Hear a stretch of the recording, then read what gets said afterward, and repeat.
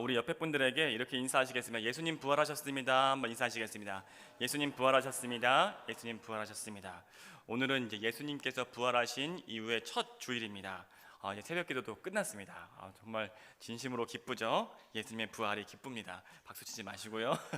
네. 오늘 말씀 배경은 예수님께서 이제 십자가에서 죽으시고 부활하신 이후에 아직 제자들이 그 부활을 깨닫지는 못했던 그런 시기였습니다. 지금 오늘 말씀을 보면은 아시겠지만 이제 베드로는 고향으로 돌아가서 이제 물고기를 잡는 그런 다시 업으로 돌아가 있는 그런 모습을 볼 수가 있습니다. 근데 마치 베드로가 처음 주님을 만났던 것과 유사한 상황이 있죠. 지금 말씀을 보면 베드로가 밤새워서 수고를 했는데 물고기가 잡은 것이 없습니다. 그때 어떤 낯선 남자가 멀리 이렇게 말하는 거죠. 지금 너희에게 잡은 물고기가 있느냐? 잡은 물고기가 있습니까? 이렇게 묻습니다. 그리고 나서 없다 하는 말을 듣고 배 오른편으로 그물을 내리십시오. 이런 말을 하는 겁니다. 예수님께서 부활하신 다음에는 그 겉 모양이 바뀌어 있는 부활의 모습이기 때문에 겉 모양을 보고 주님인 줄은 알지 못했던 거죠. 그때 그 말씀을 의지해서 오른편으로 그물을 내렸을 때 물고기가 이 그물이 찢어질 만큼 잡힌 겁니다. 그때 요한이 어떤 영적인 통찰을 얻었습니다. 주님이신가 보다.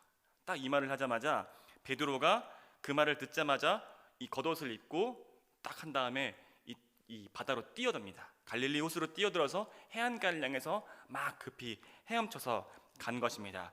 성경의 기록을 보면은 잘 알 수 있는데요. 요한복음 21장 7절 말씀 우리가 함께 같이 읽도록 하겠습니다. 같이 읽습니다. 사랑하시는 그 제자가 베드로에게 이르시되 주님이시라 하니 시몬 베드로가 벗고 있다가 주님이라 하는 이 말을 듣고 겉옷을 두른 후에 바다로 뛰어내리더라. 네. 지금 어떤 장면인지 이제 느낌이 오시죠? 그리고 나서 베드로가 주님을 만난 이후에 예수님께서 나에게 좀 먹을 것을 줘라, 물고기를 좀 줘라 이렇게 해가지고 이제 말 한마디 없이 너무나 어색하게 이렇게 새벽녘에 이렇게 불을 펴가지고 고기를 이제 구워 먹는 겁니다. 이것이 21장 14절 말씀을 보면은 이것이 예수께서 죽은 자 가운데서 살아나신 후에 세 번째로 제자들에게 나타나신 것이라. 이 어색한 식사였습니다. 자, 그럼 어색한 이 침묵 속에서 예수님께서 첫 이 침묵을 깨고 한 말씀을 하는 게 오늘의 배경이 되는 거죠. 여러분이 예수님이라면은 그 나를 버리고 간 베드로에게 어떤 말을 처음으로 하시겠습니까? 그러니까 여러분이 내가 그 제자들이 예수님을 보호하겠습니다. 끝까지 가겠습니다. 라고 하고 결국에 살해당할 때는 다 도망친 거 아닙니까? 여러분이 입장을 한번 이렇게 내가 정말로 그 조직폭력배들에게 살해당했다. 그들 같은 팀원이라고 생각했던 동지라고 생각했던 그 사람들이 다 도망갔다. 하고 나서 여러분이 부활한 다음에 그 도망간 배신자를 딱 만났다. 여러분 어떤 말을 하고 싶습니까? 베드로에게 어떤 말씀하고 싶으세요? 한번 말씀해보죠. 어떤 말씀해보고 싶어요? 말이 필요 없다고요? 뭐라고요? 살아날 줄 몰랐지. 살아날 줄 몰랐지? 또 뭐 어떤 말씀하고 싶습니까? 혹은 이런 마음 아닙니까? 내가 너한테 어떻게 했는데 그죠? 내가 너한테 어떻게 했는데 여러분 어떻게 말하고 싶습니까? 저였으면은 야 네가 그러고도 인간이냐? 이런 말식이 되게 매운맛으로 할 것 같습니다. 그렇게까지 나를 한다더니 도망치지 않는다더니 그렇게 했어? 라고 말할 법도 한데 주님께서는 그 침묵을 깨고 말씀하시는 거죠. 베드로야 내가 나를 사랑하느냐? 차라리 욕을 하시지. 마음이 너무 불편하죠. 이게 오늘 그 상황인 겁니다. 3번 물어보세요. 주님께서 3번 숨막히게 3번 나를 사랑하느냐 물어보시는 그 말씀을 오늘 좀 나눌까 합니다. 오늘 이 어떤 신학자는 베드로가 이제 3번 부인했으니까 이 죄사함을 위해서 3번 신앙 고백을 요청하신 거다 이렇게 주장하기도 하는데 오늘은 특별히 이 베드로를 다시 제자로 부르실 때 그 제자도 그리고 사역에 대한 기본 원리가 나타나거든요. 그래서 오늘 예수님의 제자가 되려면 이런 제목으로 우리가 한번 예수님의 말씀을 좀 살펴보도록 하겠습니다. 우리 요한복음 21장 15절 말씀 15절 말씀 우리 같이 읽어보겠습니다. 같이 읽습니다. 그들이 조밥 먹은 후에 예수께서 시몬 베드로에게 이르시되 요한의 아들 시몬아 내가 이 사람들보다 나를 더 사랑하느냐 하시니 이르되 주님 그러하나이다. 내가 주님을 사랑하는 줄 주님께서 아시나이다. 이르시되 내 어린 양을 먹이라 하시고, 이게 첫 번째 물어보신 거죠. 이제 베드로의 대답은 살펴보지 않겠습니다. 예수님께서 나를 사랑하느냐 물어보시고 네 그렇습니다 라고 하니까 내 어린 양을 먹여라 이렇게 말씀하셨습니다. 쉽죠? 예. 이것은 비유죠. 예. 예수님 양치기는 아니셨잖아요. 그죠? 내 어린 양을 돌보라는 거는 그 성도님들 중에서, 예수님을 따랐던 성도들 중에서 약했던 성도들을 부탁하는 말이라는 걸 알 수 있습니다. 그리고 내 어린 양을 먹여라 할 때도 당연히 이건 비유겠죠. 물론 배고플 때 먹여라 라는 뜻도 있겠지만 영적인 필요를 공급해 주어라, 돌봐 주어라, 이러한 것들을 부탁하셨구나 라는 걸 알 수가 있습니다. 두 번째 말씀을 살펴보겠습니다. 요한복음 21장 16절 말씀입니다. 같이 있습니다. 또 두 번째 이르시되 요한의 아들 시몬아 네가 나를 사랑하느냐 하시니 이르되 주님 그러하나이다. 내가 주님을 사랑하는 줄 주님께서 아시나이다. 이르시되 내 양을 치라 하시고. 네, 시몬아 네가 나를 사랑하느냐, 그 다음엔 내 양을 쳐라 되어 있습니다. 첫 번째 말씀이랑 다른 거는 어린 양을 치라고는 안 하신 것 같아요. 그죠? 어떤 성체된 양을 쳐라 라고 되어 있는 것 같습니다. 그리고 양을 먹여라도 아니고 양을 쳐라 이렇게 말씀합니다. 우리가 이제 현대인들은 양 치는 거를 잘 모르니까 제가 간단하게 조금 설명을 해보면 좋을 것 같아요. 여러분, 양은 지금 양을 쳐라라는 거는 양을 이제 인도해라 이런 뜻입니다. 이끌어라. 여러분들 양이 시력이 되게 안 좋습니다. 시력이 되게 안 좋은 동물로 유명한 게 양이거든요. 그래서 정말로 이 눈앞에 있는 것만 구분하는 게 그 양의 어떤 특징입니다. 그래서 정말 눈앞에 있는 이 풀만 먹는 게 양이고요. 그래서 이 풀 먹다가 이렇게 절벽에서 떨어져 죽는 정말 우스꽝스러운 상황이 실제로 있습니다. 왜냐면은 앞에 절벽이 안 보이니까 먹다가 하면서 이렇게 떼굴떼굴 굴러가지고 떨어져 죽는 거죠. 그리고 전투력이 거의 없습니다. 달리기가 느리고 또 뿔이 있는 어떤 그런 건 아니니까, 염소처럼. 그래서 실제로 맹수가 나타나면은 도망치지 못하고 이제 죽는 것이 양이죠. 그래서 양치기들은 이 양을 지키고 이렇게 돌봅니다. 여러분, 양치기 하면은 굉장히 뭔가 목가적인 느낌으로 뭔가 이렇게 선한 느낌, 약간 여유로운 느낌이지만 실제로 여러분이 양치기의 어떤 이미지를 딱 생각해 보면 그 힘찼던 소년 다윗을 생각하면 됩니다. 그 싸움 잘하고 용맹했던 소년 다윗, 딱 그 모습이 양치기의 모습입니다. 양치기들은 이제 보통 이쪽이 나무 막대기를 하나 이렇게 들고 있고요. 나무 막대기로 이렇게 짚으면서 다니고. 여러분 혹시 슬링이라고 아십니까? 그 돌팔매 아십니까? 다윗이 돌팔매로 누구를 쓰러뜨렸습니까? 이 골리앗을 쓰러뜨렸던 거죠. 그래서 이 막대기와 이 돌팔매를 가지고 있는 게 양치기의 어떤 전형적인 어떤 그런 도구입니다. 그럼 그 도구로 어떻게 하겠습니까? 다윗의 이야기를 좀 아시는 분 아실 텐데 그 도구로 어떻게 합니까? 양을 공격하는 맹수와 싸우는 거죠. 그러니까 이 도구는 이 맹수로부터 이 양을 지키는 도구입니다. 그래서 이 힘찬 이 맹수들의 어떤 공격이 있을 때는 이렇게 때리고 해서 이렇게 넘어뜨리는 거죠. 자, 근데 특별한 것이 또 우리가 주목해 볼 만한 것이 한 가지가 더 있는데, 이것은 이 양치기들의 이 도구가 맹수와 싸우는 도구이기도 하지만 동시에 이 무기는 양과 싸우는 도구이기도 합니다. 이게 무슨 말이냐면 양의 어떤 종특이라고 할까요? 양이 우리는 되게 순하고 말을 잘 듣고 착할 것 같잖아요. 근데 실제로 양은 되게 말을 안 듣는 동물입니다. 그리고 굉장히 고집도 세고, 그래서 이 양들이 이렇게 제 갈 길로 가려고 할 때 이 양치기가 나무 작대기를 들고 있다가 어떻게 하겠습니까? 이렇게 때리면서 치는 겁니다. 이렇게 이렇게 물 위에서 떨어지면은 이렇게 때리면서 들어가게 하는 거죠. 그리고 이 돌팔매는 어떻게 할까요? 물 위에서 떨어져 나온 양이 있다. 그 돌팔매를 어떻게 할까요? 어떻게 양을 맞춥니까? 양을 맞추면 이건 골리앗도 쓰러뜨렸던 무기입니다. 양이 죽죠. 예, 상상력을 좀 발휘해 보십시오. 이 어떻게 하겠습니까? 그쵸. 양 앞으로, 그러니까 위험을 눈을 못 보잖아요. 양 앞에다가 이거를 세게 확 던지면은 탁 앞에서 위험이 이렇게 딱 느껴지면서 물 위로 돌아오는 겁니다. 예, 그래서 이 양에 대해서 이렇게 양치기가 이렇게 돌보는 거죠. 그래서 이 양을 쳐라, 이거에는 훈육의 성격이 있습니다. 네, 이게 막대기로 이렇게 쳐가면서 양을 치고 또 이렇게 슬링으로 이렇게 겁을 주면서 위험에서 돌아오게 하는, 보호하는 것이 있습니다. 이 양의 어떤 그 종특에 대한 인식이 이사야서 53장 6절 말씀을 보면은 나타나 있는데요. 여러분도 잘 아시는 말씀입니다. 그때 뭐라고 되어 있습니까?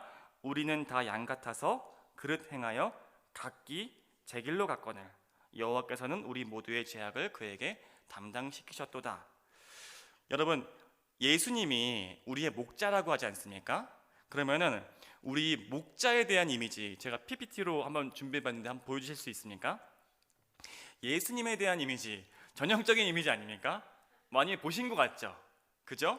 예, 보신 것 같죠? 해가지고 뭔가 양을 이렇게, 어린 양을 한 마리 들고 있고 굉장히 선한 모습으로 저렇게 이렇게 여유롭게 이렇게 따뜻한 눈빛으로 이렇게 양들을 바라보는 모습, 그리고 양들은 이렇게 있는데, 여러분, 우리가 그 진짜 목자를 생각하면은 여러분, 예수님이 들고 있는 저 막대기가 뭡니까? 우리가 말 안 들으면 때리는 몽둥이입니다. 예, 진짜 그렇게 한다는 거죠. 예, 양이 말 안 들을 때는 이게 치고, 또 지금 그림에 나타나 있지 않지만 이 돌팔매를 던지는 분이 우리 주님이셨겠다라는 것을 알 수가 있습니다. 왜 그렇습니까? 잘못된 곳으로 가면 양은 죽기 때문입니다. 지금 베드로에게 이 양들을 네가 쳐야 한다, 그들을 쳐야 한다, 이렇게 이야기하고 있습니다. 그러면 여러분들은 양을 돌보고만 있습니까? 아니면 양을 함께 치고 있습니까? 주님의 말씀을 생각해야 할 것입니다. 우리 세 번째 말씀 보도록 하겠습니다. 세 번째 말씀 요한복음 21장 17절 말씀입니다. 같이 읽습니다. 세 번째 이르시되 요한의 아들 시몬아 네가 나를 사랑하느냐 하시니 주께서 세 번째 네가 나를 사랑하느냐 하심으로 베드로가 근심하여 이르되 주님, 모든 것을 아시오매 내가 주님을 사랑하는 줄을 주님께서 아시나이다. 예수께서 이르시되 내 양을 먹여라. 양을 치지만 말고 그 성체가 된 양도 먹여라. 이렇게 이야기하고 이야기를 마치십니다. 지금 베드로가 굉장히 눈치가 보였고 굉장히 어려웠습니다. 근데 주님의 말씀을 통해서 이제 베드로는 제자로 부름을 받고 있는 거죠.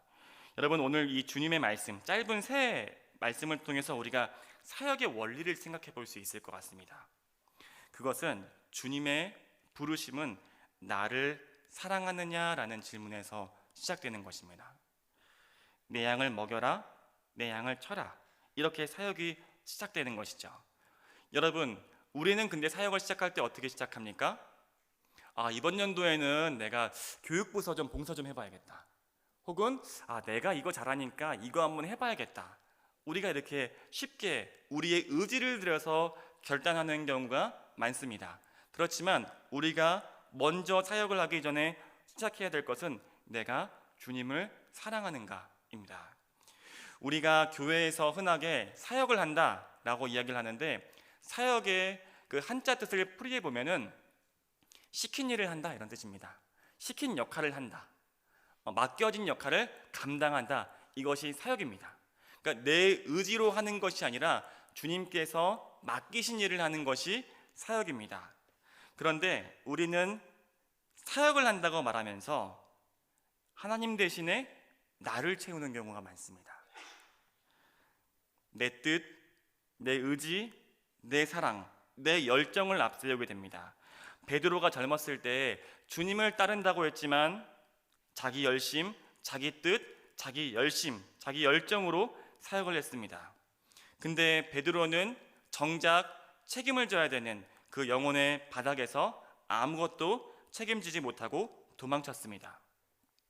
여러분, 이것이 우리의 의지의 한계입니다. 내가 누군가가 좋아서 시작했을 때는 그 사람이 싫어지면은 그 사역을 안 하게 되는 겁니다. 내 열정으로 시작했을 때 내 열정이 동나는 순간 그 사역은 거기서 끝입니다. 여러분, 근데 어떤 때에 나의 열정과 이 의지가 동납니까? 보통은 가장 주님께서 누군가가 필요할 때, 가장 공동체나 그 사역에서 누군가가 주님의 힘이 되어줘야 할 때, 그때 우리의 사역이 멈춘다는 것입니다. 베드로도 그랬죠. 그래서 베드로에게 이 말씀을 합니다. 요한복음 21장 18절 말씀입니다. 제가 대표로 읽어드리겠습니다. 내가 진실로 진실로 내게 이르노니 네가 젊어서는 스스로 띠띠고 원하는 곳으로 다녔거니와 늙어서는 내 팔을 벌리리니 남이 내게 띠띠우고 원하지 아니하는 곳으로 데려가리라. 내가 젊어서는 띠를 띠고 다녔다. 그건 그 젊을 때는 네가 너의 열정과 너의 의지로 그렇게 다녔다. 이 띠는 허리띠라고 생각하면 됩니다. 외출할 때 허리띠를 하니까요. 근데 베드로에게 네가 늙어서는 네 팔을 벌리우고 남이 너에게 띠를 띠우고 원하지 아니하는 곳으로 데려갈 것이다. 이렇게 말씀합니다. 세번역 성경을 보면 좀 더 의미가 분명해지는데요. 세번역 성경으로 요한복음 21장 18절 말씀입니다. 내가 진정으로 진정으로 내게 말한다. 내가 젊어서는 스스로 띠를 띠고 네가 가고 싶은 곳으로 다녔으나 네가 늙어서는 남들이 내 팔을 벌릴 것이고 너를 묶어서 내가 바라지 아니하는 곳으로 너를 끌고 갈 것이다. 이게 무슨 뜻입니까? 남이 팔을 벌린다. 뭐를 지금 하는 겁니까? 베드로가 그렇죠. 십자가를 지고 나에게 영광을 돌릴 것이다.